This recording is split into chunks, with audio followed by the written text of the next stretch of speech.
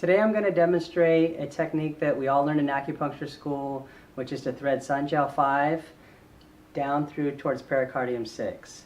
And we're going to do that today to approach the Pronator Quadratus, which is a muscle on the anterior aspect of the wrist. It's deep to the finger and wrist flexors, so it's not easily accessed. So we're going to use a backdoor approach through Jiao 5, which I'm going to demonstrate right now.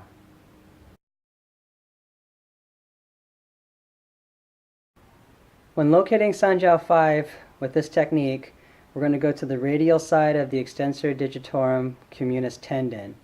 So if a person extends their fingers and their wrist, you can see these tendons converge here. We want to be on the radial side of those tendons. If you needle right onto the tendon, when the person wiggles their fingers, the needle is going to be moving all over the place. So we want to be off of those tendons in the depression. So I've drawn that line here. And this other line represents the extensor pollicis brevis. So when a person extends their thumb, there's a small muscle here, extensor pollicis brevis. We don't want to be on this muscle. We want to be in the depression between the extensor pollicis brevis and the extensor digitorum communis. So to sun up, there's a space in between the interosseous membrane where there's a small hole in most people. And that's our target. We're going to thread the needle in between the bones, through the interosseous membrane, down to the Pronator Quadratus.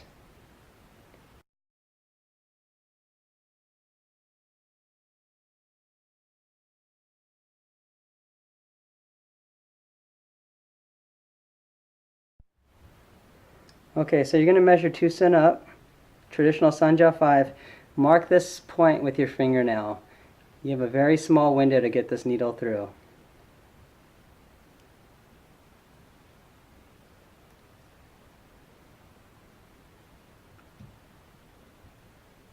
If you encounter resistance, you might be hitting the bone or the interosseous membrane.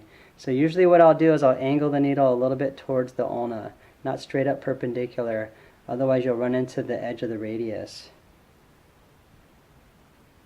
Okay, good. And you might feel a little radiation going up or down the arm. That's very normal.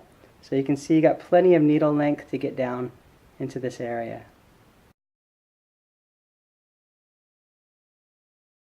Okay, so as you can see, I can wiggle my fingers no problem with the needle in there because I'm not in the tendon of extensor digitorum. If I stimulate the needle, I should expect pronation. Turn it up a little so you can see it better.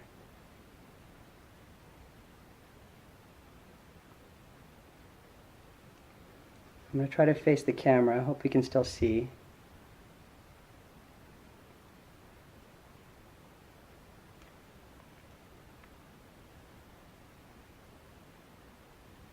So pronation, that's telling us that we got the Pronator Quadratus.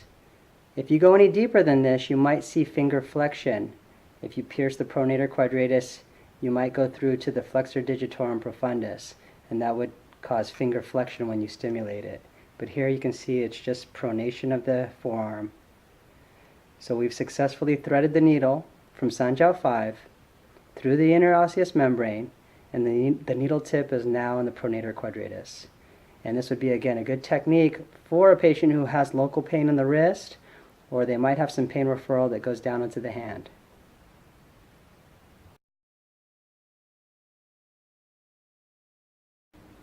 Okay, in summary, the Pronator Quadratus isn't easily accessed, but as you can see, we can get to it through Jiao 5 pretty easily, and the patient will be able to rest their hands on their abdomen during the treatment, whereas some patients, it's uncomfortable for them to have their hands supinated, because of whatever reason. The table may not be, accommodating. So by having their hands on their abdomen, maybe put some towels under the elbow, this would be a good approach where the patient won't move too much.